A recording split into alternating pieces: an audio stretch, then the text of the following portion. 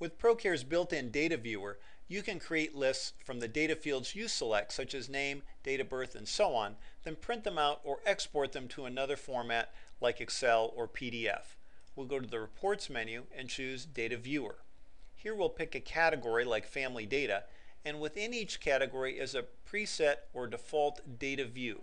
Now, a data view is simply a collection of information that's organized in a certain way, and you're going to be creating your own custom views. Once you've done that, you click the plus sign and any new views you've created will appear. Here's one I've previously made called My Custom Layout. So we're going to go ahead and use the account information view as a starting point to create our own custom information. In the lower right, we'll choose an as of date. This will include only children enrolled as of the date we select, and then we'll click Create. And we'll start out here by giving this view a name. I might want to call this one Class List, and then choose a layout. Now, standard layout is the easiest one to work with. It's organized like a spreadsheet with rows and columns, so we're going to go ahead and pick that.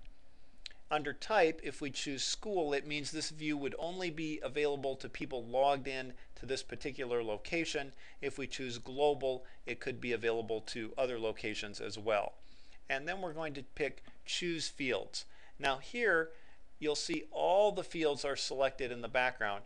I'm going to click None, and then just choose the fields that I actually want to include, like primary classroom, last name, first name, and then scroll down a bit and perhaps add date of birth. Now those fields appear on the left side of the screen, and I can organize them any way I'd like. Let's say I want to move the first name column over here to the other side of last name. To do that, I'll click and drag until I see two arrows pointing up and down toward each other. You'll see the two arrows, and then I let go and I've changed the position of the columns.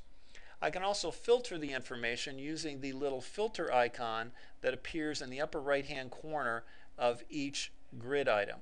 So I'm going to filter this by classroom and say I only want to include children in maybe the kindergarten classroom. Easy enough. Or I may want to filter it a different way and say I only want to include people who don't have a blank classroom. All the children would have classrooms, but parents would not. So I'm going to say include only non-blanks. This way I get rid of any parent or guardian information I may not want. Now I can organize this by classroom and get them sorted alphabetically by class, or say by last name, or perhaps by date of birth. Another thing I can do is I can group all the children who belong to particular classrooms. Up here it says drag a column header here to group by that column. So if I drag primary classroom up into that section of the screen, it now organizes or groups them according to the class they're in. So here are all the after school children, all the before school children, everybody in the infants room, and then within that I could click last name, and now I have an alphabetical list by classroom. Another thing I can do is change the width of the columns or change the height of the rows by clicking and dragging. I can also choose Fit Columns to View up here, and it'll spread things out equally across the screen. I'll go ahead and uncheck that. Now once you get the view set up the way you want it, you can then go ahead and print it or choose Export. If you click the little drop down arrow here, you'll have several different choices. You can export to Excel, PDF, CSV, or even HTML. And then you'll simply click Save and Exit, and the new custom view that you've created appears on the list. And that's all there is to it.